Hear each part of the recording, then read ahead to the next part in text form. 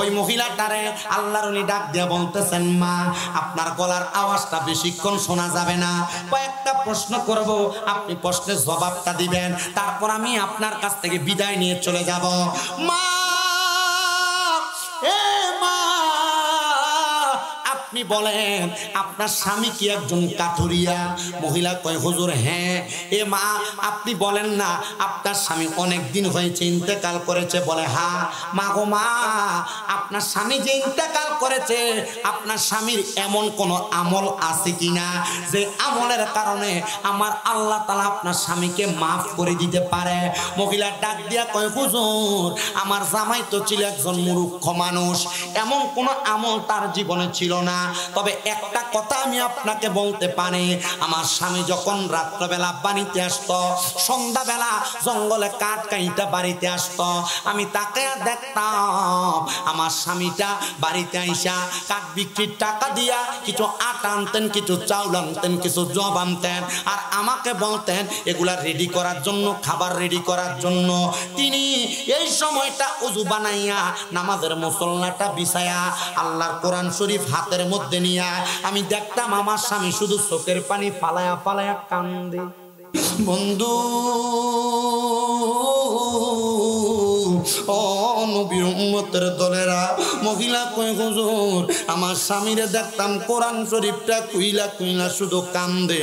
আমি আমার স্বামীটারে জিজ্ঞাসা করলাম, স্বামী গো, কোনদিন তো আপনার মুখ দিয়া আল্লাহর কোরআন আমি পড়তে দেখি নাই, আপনি দি দেখি আল্লাহর কোরআনের দিকে তাকায় তাকায় কান্দেন।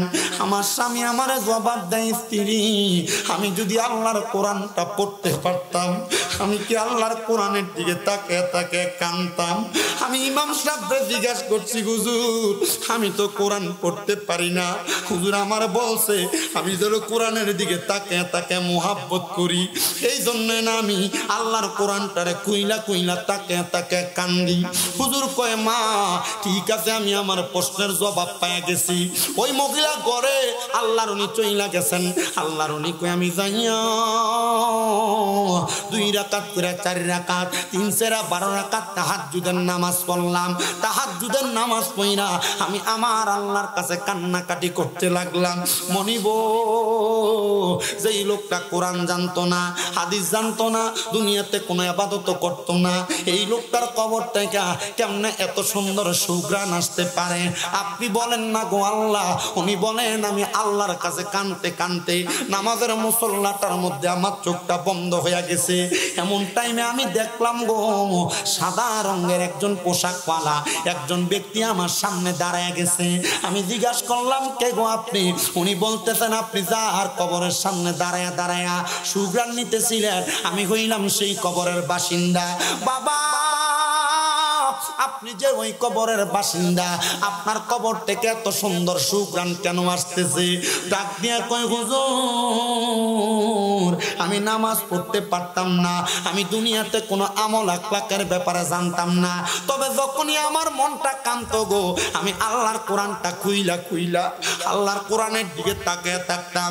আমার আল্লাহ তাআলা আমার এই তাকানোটার এত বরকত দান করছে, এই জন্য আমার কবরের মধ্যে সুন্দর সুঘ্রাণ দিয়া দিছে। চিন্তা করছো নিরে বৈরবের বাবারা, চিন্তা করছো নিরে বৈরবের মা বোনেরা, তুমি কোরআন পড়তে পারো না বিদায় কোরআন খোলো না, তুমি কোরআন পড়তে পারো না বিদায় কোরআন ধরো না। কিন্তু আল্লাহর বান্দা পড়তে পারতো না, আল্লাহর কোরআনের দিকে তাকায় তাকায় শুধু কান্নাকাটি করছে। এই কান্নাকাটির কারণে আমার আল্লাহ তাআলা তার অসংখ্য বরকত দান করছে, কবর থেকে সুঘ্রাণ দান করছে। হে বাবাজিরা, পারলে দেন আপনার পাওটা আমার সামনে দেন, আমি আমার জিহ্বাটা দিয়ে আপনার পাওটা পরিষ্কার করে দেই। তবু আদা করেন যুবক ভাইরা, কোরআন পড়তে পারো আর না পারো, আল্লাহর কোরআনটারে পড়ার চেষ্টা করবা। মনে রাখবেন রে মুরব্বী বাবারা, আপনি যে আপনার সন্তানটার সকালবেলা মক্তবে না পাঠায়া, কোরআন না শিখায়া, কান্দের মধ্যে 1.5-2 কেজি ওজনের কিন্ডার গার্ডেনের ব্যাগ দিয়ে কিন্ডার গার্ডেনে পাঠায়া দেন। নবীজির হাদিস শরীফ পড়ে দেখলাম, কোন মা বাপ যদি তার সন্তানকে কোরআন না শিক্ষা গ্রহণ করায়, ওই সন্তানটা ইন্তেকাল করার পরে ফুল ফুলসিরাতের কিনারে তার প্রশ্ন করা হবে আর বলা হবে কোরআন তেলাওয়াত করার জন্য। সন্তান বলবে আমার মা বাবা আমারে কোরআন শিখায় নাই। ওই সন্তানের জবাবে তখন তার মা বাপকে সন্তানের সামনে আনা হবে, তুমি কেন তোমার সন্তানকে কোরআন শিখাও নাই? সন্তানের বাবা বলবে বিদেশ থাকার কারণে আমি তার কেয়ার করতে পারি নাই। সন্তানের বাবা বলবে ঢাকায় চাকরি করার কারণে সন্তানকে আমি দেখাশোনা করতে পারি নাই। সন্তানের বাবা বলবে এই সন্তানটা আমি চাইছিলাম ডাক্তার ইঞ্জিনিয়ার বানাবে, এই জন্য আমি সকালে মক্তবে পাঠাইতে পারি নাই। ও বাবা, ও আমার এই শম্ভুপুরের বাবারা, বড় কান্দার বাবারা, তখন ওই আব্বা জানটাকে বলবে তুমি তোমার সন্তানটারে যেহেতু কোরআন পড়াও নাই, আসো আমার সামনে আসো। ওই বাবার হাতগুলারে লম্বা করে দিয়া ফুলসিরাতের এক পারে দিবে, পা গুলারে আরেক পারে দিবে। যেই সন্তান বাবার গায়ের সাথে পাও একবার লাগলে 3 বার সালাম করে, ওই সন্তানকে বলবে বাবার বুকের মধ্যে পাড়া দিয়া ফুলসিরাত পার হও। চিন্তা করে দেখেন আপনার ছেলে আপনার বুকে পাড়া দিয়া ফুলসিরাত পার হবে যদি আপনি আপনার সন্তানটারে কোরআন না শিখান। অনেকে মনে করছে আমার মা বাবা আমারে কোরআন শিখায় নাই, এটার জন্য আমার মা বাপ দায়ী। মনে রাখবা তুমি প্রাপ্তবয়স্ক হওয়ার পরে যদি তুমি নিজ দায়িত্বে কোরআন না শিখো, যখন তুমি তোমার আব্বার বুকে পাড়া দিবা তখন তোমার আব্বা সহ তুমি জাহান্নামের হাবিয়া স্থানের মধ্যে পড়বা। এ বাবা, এ পর্দার অন্তরালের মা, যদি দুনিয়াতে কোনো কিছু করতে চান সন্তানটাকে আপনি কোরআনওয়ালা বানান, সন্তানটাকে আল্লাহর কোরআন শিক্ষা গ্রহণ করান। এ বাবা,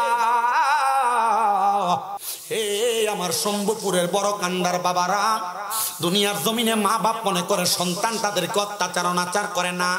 এ মা বাবা, তোমার সন্তান তোমার বৃদ্ধ বয়সে তোমারে মারে, তোমারে বাদ দেয় না, এটার কারণ এটার দোষ তোমার। কেন কেন? আল্লাহর নবী বলতেছে দুনিয়ার জমিনের মধ্যে একটা সন্তান জন্ম দেওয়ার পর মা বাবার দায়িত্ব শেষ না। একটা সন্তান জন্ম দেওয়ার পর মা বাবার 6টা দায়িত্ব। ওই দায়িত্ব যদি মা বাবা পুঙ্খানুপুঙ্খানুভাবে পালন করে, ওই সন্তান কখনো তার মা বাপকে কষ্ট দিবে না, আঘাত দিবে না। কেন? কি কারণ? মনে রাখবেন, সন্তান জন্ম দেওয়ার পর একটা মা বাবার দায়িত্ব 7 দিনের মাথায় তার কানের মধ্যে একটা মা বাবার দায়িত্ব তার কানের মধ্যে আজান দেওয়া। 2 নাম্বার দায়িত্ব মা বাপ সন্তানের একটা সুন্দর নাম রাখা। 3 নাম্বার দায়িত্ব সন্তান জন্ম দেওয়ার পর মা বাপ ওই সন্তানের মাথাটা মুন্ডে দেওয়া, মানে কামাইয়া দেওয়া 7 দিনের মাথায়। 4 নাম্বার দায়িত্ব সন্তান জন্ম দেওয়ার পর সন্তানের আকিকা প্রদান করা। ছেলে হলে 2টা ছাগল, মেয়ে হলে 1টা ছাগল দ্বারা। আর 5 নাম্বার দায়িত্ব সন্তান যখন 7 বছর বয়সের হয় ওই সন্তানটারে নামাজের জন্য বলা। 10 বছর বয়স থেকে সন্তানকে নামাজের জন্য প্রহার করা। আপনারা বলেন না, কারণ আপনি বাপে নিজেই বেনামাজি।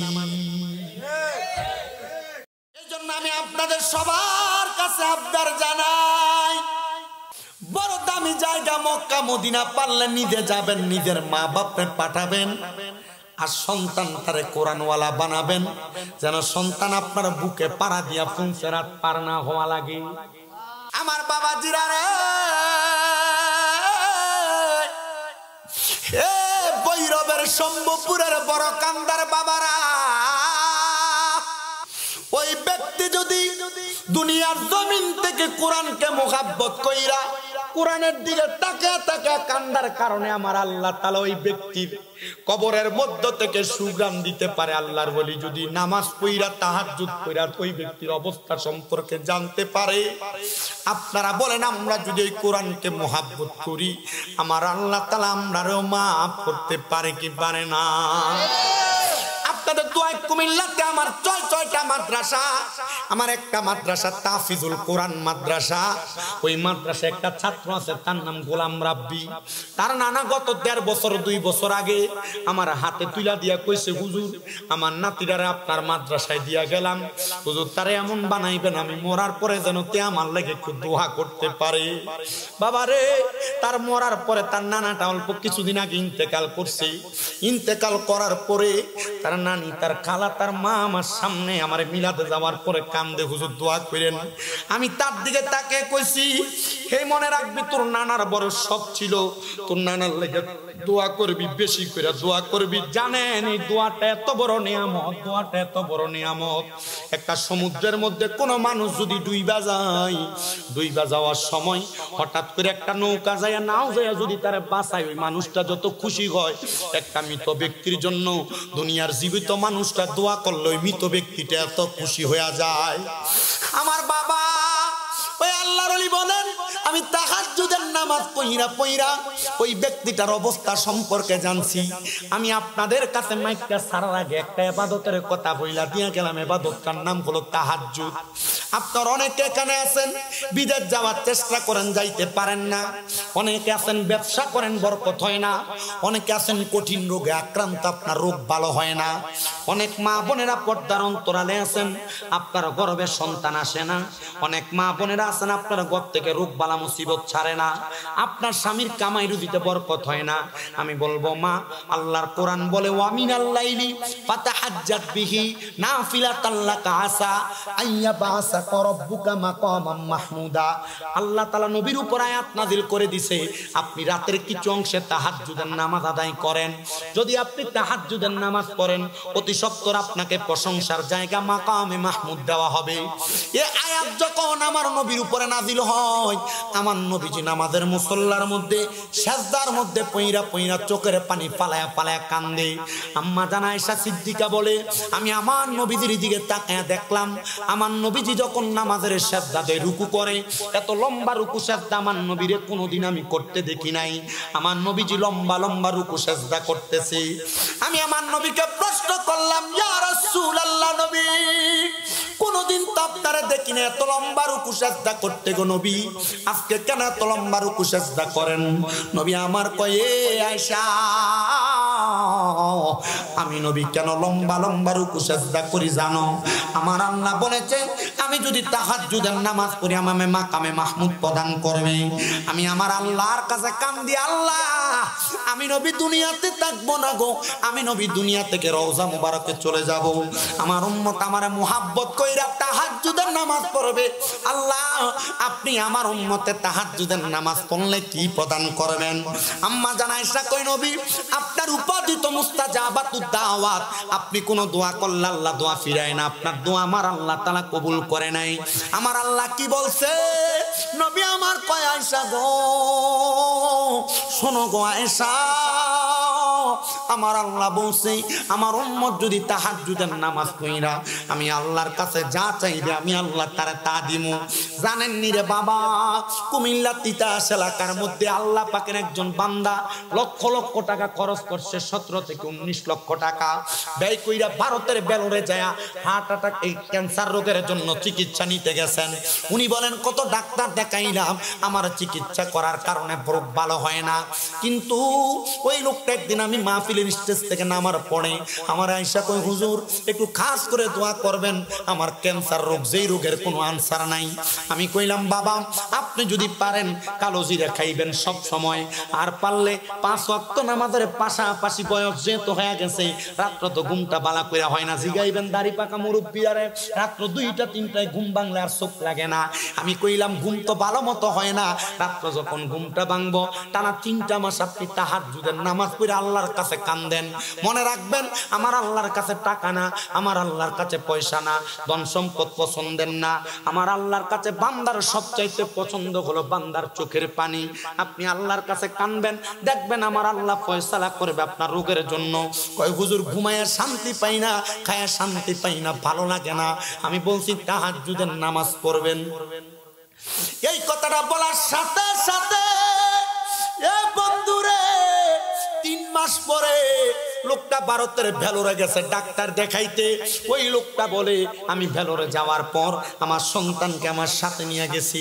ডাক্তার দেখানোর পরে ওই ভেলোরের ডাক্তার আমারে বলছে, আপনি কোন জায়গায় চিকিৎসা করাইছেন, কি ওষুধ খাইছেন, আপনার যেই রোগ ছিল এই রোগটি আপনার কাছে নাই। ওনার ছেলে আমারে কয়, হুজুর আমার আব্বা জান আল্লাহু আকবার কয়ে ওই ভারতের ভেলোরের ডাক্তারখানায় একটা চিৎকার মারছে, পুরা হসপিটালের মানুষগুলো একসাথে হয়ে গেছে। আমার আব্বা কয়, হাই রে, আমি দুনিয়ার কোন ডাক্তারের কাছে যাই নাই, আমি দুনিয়ার কোন চিকিৎসকের কাছে যাই নাই, আমি আল্লাহর কোরআন মোতাবেক তাহাজ্জুদের নামাজ পড়া চোখের পানি ফালায়া ফালায়া আল্লাহর কাছে কান্না করেছি, আর আমার আল্লাহ তাআলা আমার কঠিন রোগ থেকে সেবা দান করছে। এ শম্ভুপুরের বাবা, হে বড় কান্দার আব্বুজিরা, এ পর্দার অন্তরালের মা বোনেরা, আমি আপনাদেরকে দুইটা সাবজেক্টের উপরে মূল ধারাবাহিক বয়ানটা শ্রবণ করাইছি। এক নাম্বার, কোরআন পড়তে পারেন আর না পারেন, কোরআনের দিকে তাকায় থাকবেন, মুহাব্বতে আল্লাহ তাআলা মাফ করবে। দুই নাম্বার, তাহাজ্জুদ নামাজ আদায় করবেন, এই নামাজের কারণে আমার আল্লাহ তাআলা বরকে আপনার উদ্ধার করবে, মনের নেক আশা পূরণ করবে। এ বাবা, মাঝে মাঝে আরো কিছু পর্দার বিষয়, স্বামী স্ত্রীর খেদমতের বিষয়, দুনিয়াতে স্বামী স্ত্রী পরিবারে কেমনে চলবে সেই বিষয়ে আপনাদেরকে টাচ করেছি। সন্তান জন্ম দেওয়ার পর আপনারা মা বাবার কি কি দায়িত্ব, এই বিষয়ে টাচ করেছি। মাজার শরীফের সম্মান, মাজার শরীফের মর্যাদা সম্পর্কে টাচ করেছি। আমার মনে হয় না এর চাইতে বেশি কোনো বিষয় আপনাদের কাছে বয়ান করব, কারণ আপনাদের মসজিদের হুজুর আপনাদের কাছে প্রতি সপ্তাহে সপ্তাহে জুমার মধ্যে যে বয়ান করে, 52 সপ্তাহ 54 সপ্তাহ যে বয়ান করে, আপনারা যদি প্রত্যেক বিষয়ে আমল করতেন, এক একজন বড় কান্দা সম্ভবপুরে আল্লাহর ওলি হয়ে যাইতেন। আপনারা আমল করেন না বিদায়, এক কান দিয়া ঢুকান আর এক কান দিয়া বাইর করেন বিদায়, আপনারা দুনিয়াতে আপনাদের এই কাজগুলা কাজে লাগাইতে পারেন না। এই জন্য বাবাজিরা, ও বন্ধুরা, আপনাদের সবার কাছে আমার আবদার হইল, আপনারা দুনিয়াতে চলাফেরা করার সময় দুনিয়াতে এমন ভাবে চলবেন আল্লাহ যেন আপনারা ক্ষমা করে, আপনার কারণে যেন আপনার মা বাবার কবরে কঠিন আযাব না হয়, আপনার কারণে যেন আপনার মা বাবার কবরের মধ্যে আযাব না হয়। বলে হুজুর এটা কেমন কথা বললেন, আপনার কারণে কেন আমার মা বাবার কবরে আযাব হবে? মনে রাখবেন, সন্তানের অপকর্মের কারণে আল্লাহ তাআলা মা বাবার কবরে আযাব দেয়। আমি আরেকটা কারগুজারি ছোট্ট ঘটনা আপনাদেরকে শোনাইবো, যদি আপনারা ধৈর্যের সাথে আমার সাথে বসবেন। রাজি আছেন? কারা কারা ডান হাত তুলে আমারে দেখান, আল্লাহ যেন কবুল করে, জোরে কোনা আমিন। যদি এই ঘটনাটা শুনতে চান, মুহাব্বতে আমার সাথে হক আদায় করার লক্ষ্যে একটু দরুদ শরীফ আদায় করেন। আল্লাহুম্মা সাল্লি ওয়া আলা আলি সাইয়্যিদিনা মুহাম্মাদ ওয়া আলা সাইয়্যিদিনা মুহাম্মাদ। নবীর সনে প্রেমের ডোরে মনে বান্ধ না, কন্যা নবীর সনে প্রেমের ডোরে মনে বান্ধ না, শয়নে স্বপনে দেখবা মদিনায়। আল্লাহুম্মা সাল্লি মুহাম্মাদ ওয়া আলা আলি। আমার মুসলমান ইমানদার, দুনিয়াতে সন্তানের অপকর্ম বাবা মার কবরের আযাবের কারণ হয়ে দাঁড়ায়। কেন, কি কারণে? একটু মনোযোগ দিয়া শুনবেন। আল্লাহ পাকের আরেকজন বন্ধু, যার নাম হযরতে ফতে আলী সুবহানী রাহমাতুল্লাহ আলাইহি, নামটা পরিচিত মনে হইতেছে? ফতে আলী সুবহানী। জি না, আপনি জীবনে শুনছেন নাই নাম? ফতে আলী আল্লাহর ওলি, ভারতের যিনি, ওনার নাম শুনছেন আপনি? এই সুবহানীর নাম শুনছেন না? আল্লাহর ওলি ফতে আলী সুবহানী রাহমাতুল্লাহ আলাইহি তিনি বলেন, আমি নবীজির একটা হাদিস শরীফের উপর আমল করতাম। এ বাবা, মিশকাতুল মাসাবির বাবু সালাতের মধ্যে নবীর একটা হাদিস, আমার নবী কয়, উম্মত, আমি নবী ততক্ষণ পর্যন্ত ফজরের নামাজের পরে নামাজের মুসল্লা ছাড়তাম না। নবী গো কতক্ষণ পর্যন্ত? বলে যতক্ষণ পর্যন্ত সূর্য উদয় না হইতো। সূর্য উদয় হওয়ার পর আমার নবী 2 রাকাত ইশরাকের নামাজ পড়তেন। আর আমরা বেড়ারা মসজিদের ভিতরে যাই, মসজিদে যাইয়া মুরগা যেমন ঠুকুর দিয়া দিয়া আদার খায়, এমনি রুকু সাজদা কইরা মসজিদ থেকে বাইর হইয়া চইলা আসে। আপনারা কোন এমন মুসল্লি আমরা সম্ভবপুরে একদম। আমার বাবাজিরা, বন্ধুরা রে, সম্ভবপুরের বড় কান্দার বাবারা, আজকে হাতে রাসূল হযরতে খাজা মুঈনুদ্দিন চিশতি হাসান সানজিরি আজমিরি রাহমাতুল্লাহ আলাইহি ওনার স্মরণে দ্বিতীয়তম ওয়াজ ও দোয়ার মাহফিলে যারা বসছেন, মনোযোগ লাগায়া শুনবা। আল্লাহর ওলি ফতে আলী সুবহানী বলেন, আমি ফজরের নামাজ পড়িরা, আমি সূর্য ওঠার আগ পর্যন্ত ইশরাকের নামাজ না পড়িরা আমি আমার নামাজের মুসল্লা ত্যাগ করতাম না। আমার নবী যেমনে পড়তেন আমি এমনে পড়তাম। কিন্তু ওই দিন ফজরের নামাজ পড়ার পরে পরে গভীর রজনীতে আমি জাগ্রত থাকার কারণে আমার ফজরের পরে আমার চোখটা লাইটে গেছে, আমি আমার নামাজের মুসল্লাটার ভিতরে ঘুমায় গেছি, আমার চোখটা লেগে গেছে। এমন টাইমে আমি আমার নামাজের মুসল্লাটার ভিতরে ঘুমানোর পর আমার স্বপ্নের মধ্যে কি জানি দেখতেছি। স্বপ্নের মধ্যে দেখতেছি একজন ব্যক্তি আমার সামনে হাজির হয়ে গেছে। ওই ব্যক্তিটার পায়ের পাতা থেকে নাভি পর্যন্ত আগুন দাউ দাউ করে জ্বলতেছে, আর নাভি থেকে মাথার তালু পর্যন্ত বড় সুন্দর দেখা যায়। আমার মনটা কান্দে। আমি তার জিজ্ঞাসা করলাম, কিরে বাবা, স্বপ্নের মধ্যে যে তুমি আমার সামনে আসলা, তোমার কেন এমন অবস্থা বুঝতেছেননি বাবারা? একটা মানুষকে স্বপ্ন দেখছে যেই ব্যক্তিটার নাভি থেকে পায়ের তালু পর্যন্ত আগুনে জ্বলতেছে, আর নাভি থেকে মাথার তালু পর্যন্ত ভালো আছে। উনি বলেন, আমি প্রশ্ন করলাম, কেন কেন তোমার এমন অবস্থা? তোমার নাভি থেকে মাথার তালু পর্যন্ত ভালো দেখা যায়, আর নাভি থেকে মাথার পায়ের পাতা পর্যন্ত আগুন দেখা যায়। উনি বলেন, হুজুর, আমি 5 ওয়াক্ত নামাজ পড়তাম, দুনিয়াতে আমার ইবাদতের কোনো কমতি ছিল না, আমি ইবাদত বেশি করতাম। হুজুর, দুনিয়াতে আমি ইন্তেকাল করার আগে আমার একটা মেয়ে আমি জীবিত রাইখে আসছি, আর একটা মেয়ে আমার স্ত্রীর গর্ভে আমি 5 মাসের রাইখে আসছি। যেই মেয়েটা জীবিত ছিল এই মেয়েটাকে আমি কোরআনওয়ালা বানাইছি, এই মেয়েটাকে আমি পর্দাশীল বানাইছি হুজুর। আর আমার যেই মেয়েটা আমি কবরে আসার পরে দুনিয়াতে আগমন করছে গো, ওই মেয়েটা দুনিয়াতে আসার পর হয়েছে উগ্র। ওই মেয়েটা অবাধভাবে চলাফেরা করে, ওই মেয়েটা শরীয়তের আইন মোতাবেক চলাফেরা করে না।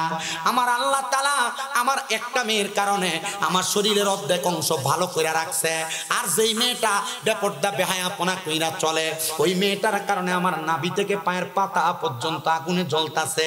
এজন্য আমার আল্লাহ তাআলা আমার কবরে এমন অবস্থা রাখছে। হুজুর, আপনি আমার জন্য একটু দোয়া করবেন, আল্লাহ যেন আপনার দোয়ার বরকত আমারে মাফ করে দেয়। মনে রাখবেন, আর তাকদিরু লা ইয়ারুদ্দু, মানুষের তকদির কোনোদিন পরিবর্তন হয় না ইল্লা বিদুয়া। দোয়ার কারণে মানুষের তকদির পরিবর্তন হয়ে যায়, দোয়ার কারণে গরিব ধনী হয়ে যায়, বদদোয়ার কারণে বড়লোক গরিব হয়ে যায়। এ বাবা, আল্লাহর ওলি ডাক দিয়া কই, হুজুর আপনি আমার জন্য, আল্লাহর ওলিকে ডাক দিয়া কই, হুজুর আপনি আমার জন্য একটু দোয়া করবেন। আপনারা মাঝে মাঝে আপনাদের মারে স্বপ্ন দেখেন, আপনাদের বাবারে স্বপ্ন দেখেন, মাঝে মাঝে স্বপ্ন দেখেন আপনার মা আপনার কাছে ভাত খুঁজে, আপনার বাপ আপনার কাছে খানা খুঁজতেছে, এমন স্বপ্ন দেখেন দেখেন না? মাঝে মাঝে স্বপ্ন দেখেন। মনে রাখবেন, স্বপ্ন কেন দেখায়? আল্লামা ইবনে সিরিনের স্বপ্নের তাবিরের কিতাবের প্রথম দিয়া লিখতেছে, কোন মা বাবা, কোন আত্মীয় স্বজন যদি কবরে থাকে, কবরের মধ্যে কষ্টে থাকলে তখন তারা স্বপ্নে দেখা দেয়। তখন যেই ব্যক্তি স্বপ্ন দেখে ওই ব্যক্তির স্বপ্ন দেখা দেয় যেন এই ব্যক্তি তার জন্য একটু দোয়া করে। আপনার স্বপ্নে যখন দেখা দিবে, আপনি সাথে সাথে যারা স্বপ্ন দেখছেন তার জন্য একটু দোয়া করবেন। এবার আল্লাহর ওলি বলেন, আমি তার স্বপ্নটা দেখার পরে আমি এবার তার কাছ থেকে চলে গেলাম। আমি ওই দিন আর ইশরাকের নামাজটা পড়ি নাই। আমি তালাশ করতে লাগলাম, কে রে এমন কোন ব্যক্তির সন্তান যার ঘরের মধ্যে একটা মেয়েকে রাইখা আর একটা মেয়ে গর্ভে রাইখা ইন্তেকাল করছে। উনি খুঁজতে খুঁজতে পুরাটা এলাকা খুঁজা ফেলছেন, কোনো ঘর পায় না। একটা ঘরের দরজা বন্ধ দেখা ওই ঘরের দরজার সামনে যে সালাম দেয়, আসসালামু আলাইকুম ওয়া রাহমাতুল্লাহ। আমি একবার সালাম দিলাম, দুইবার সালাম দিলাম, তিনবার সালাম দিলাম। তিনবার সালাম দেওয়ার পরে একটা মেয়ে ঘরের দরজা খুইলা আমার শরীরের মধ্যে নোংরা পানি ফিক্কা মারছে, মানে পানি মেলা মানে আমার গায়ে মারছে। এই মেয়েটা পানিটা দেওয়ার পর আমি পেছনের দিকে ফিরে চলে আসতেছি। এমন টাইমে আরেকটা মেয়ে জবাব দেয়, ওয়ালাইকুম আসসালাম। জবাবটা পাইয়া আমি জিজ্ঞাসা করলাম, এমন অসভ্য আচরণ করলা, তোমরা যে এমন আচরণ করলা কারণটা কি বলবানি? বলে, হুজুর আমার এই বোনটা একটু উগ্র টাইপের, আমার এই বোনটা ভালো মানুষ না, সে কেমন ভাবে মানুষের সঙ্গে আচার ব্যবহার করা লাগে জানে না। হুজুর আপনি কেন আসছেন বলেন না? বলে, এই আসার কারণ হইল তোমার আব্বা তো দুনিয়াতে নাই, আর আমি স্বপ্ন দেখছি রে তোমার আব্বাজান কবরের মধ্যে বড় কষ্টে আছে, তোমার আব্বাজান কবরের মধ্যে বড় আযাবের মধ্যে আছে।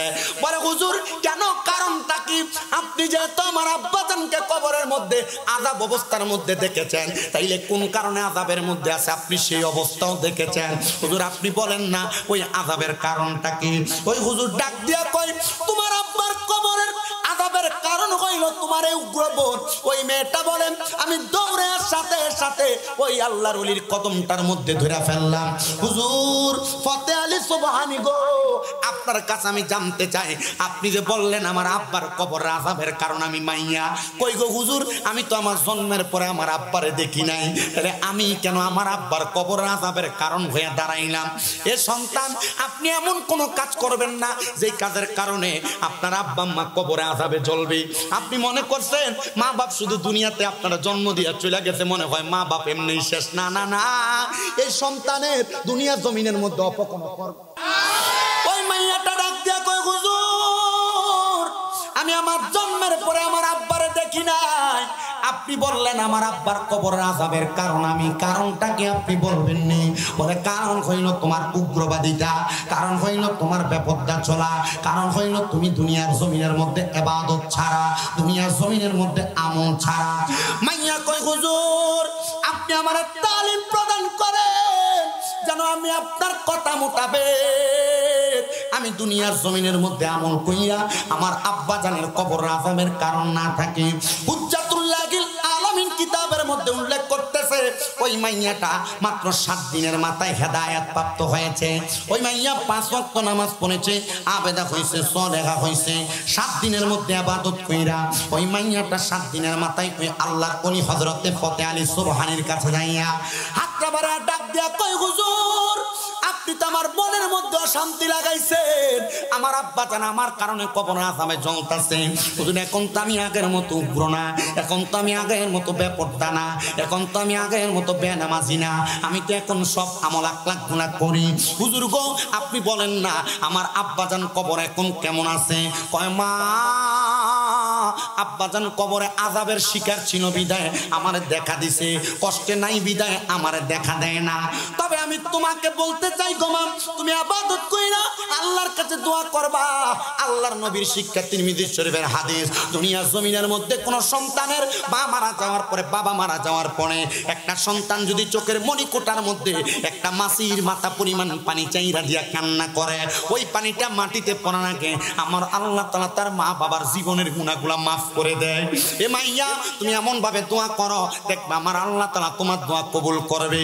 হুজুর ডাক দিয়া কয়, তোমার আমি একটা নামাজের তালিম দিলাম, ওই নামাজটার নাম আমি আপনাদেরকে একটু আগে বলছিলাম, নামাজটার নাম হলো তাহাজ্জুদের নামাজ। ও বন্ধু, ওই মাইয়াটা বলে আমি তাহাজ্জুদের নামাজ পড়া পড়া কান্না করিয়া দোয়া করি, হায় রে আমি নামাজ পড়া যখন দোয়া করি 7 দিনের মাথায় আমি আল্লাহর কাছে দোয়া করতে করতে আমি আমার আব্বার সুখে কাতর হইয়া কান্না করতে করতে নামাজের মুসল্লাটার মধ্যে বেহুশ হয়ে গেছি। এমন টাইমে আমি দেখলাম সাদা রঙের পোশাক পরা কে জানি একজন আইসা আমার ঘরে হাজির হয়ে গেছে। ওনার শরীরের আলোতে আমার ঘরটা সুন্দর নূরান্বিত হয়ে গেছে। আমি জিজ্ঞাসা করলাম, কে গো আপনি, আপনার পরিচয় কি? উনি আমার ডাক দিয়া কয়, মা গো যে বাবার জন্য দোয়া করছো আমি সে আব্বা জান। বাবা আপনার নাকি কবরে নাভি থেকে পায়ের তালু পর্যন্ত আগুনে জ্বলছে। ওই আব্বা ডাক দিয়া কয়, মা জ্বলছিল, কথা সত্য গো জ্বলছিল, কিন্তু মা গো মা আমি আপনি মা আমার জন্য দোয়া করার কারণে আল্লাহ তাআলা আমি আব্বার কবরটারে নাজাত বানিয়ে দিছে। এ আমার সম্ভবপুরের বড় কান্দার আম্মু গো, তোমার বাপ বুঝি কবরে, তোমার মা বুঝি কবরে, জানো না তোমার মা বাবা কবরে কেমন আছো? তোমার মা বাবা কবরে কোন হালতে আছে? তোমার কাছে সম্পদের অভাব নাই, টাকা পয়সার অভাব নাই, তুমি তোমার টাকা পয়সা সম্পদ দিয়া তোমার মা বাপরে খুশিও করতে পারো না, আব্বা মা অন্ধকার কবরে। হায় রে মা, তোমার কাছে আমি করজোরে আবদার করি গো মা, তুমি তোমার আব্বা আম্মার জন্য তাহাজ্জুদের নামাজ পড়া 5 ওয়াক্ত নামাজ পড়া দোয়া করবা, দেখবা আমার আল্লাহ তাআলা তোমার মা বাপরে মাফ করে দিছে। আল্লাহ তাআলা তোমার মা বাপরে মাফ করে দিছে, আল্লাহ তাআলা তোমার মা বাপরে মাফ করে দিছে। কিন্তু না না না না, আমরা সমাজের মানুষ নামাজ পড়ে দোয়া করতে চায় না, শুধু সব ওয়াজ করেন, নামাজের ওয়াজটা কইলেন না, ভালো লাগে না। না রে মুসলমান, না পর্দার অন্তরানের মা হযরত আব্দুল হক মুহাদ্দিস দেহলভীর আরেকটা ঘটনা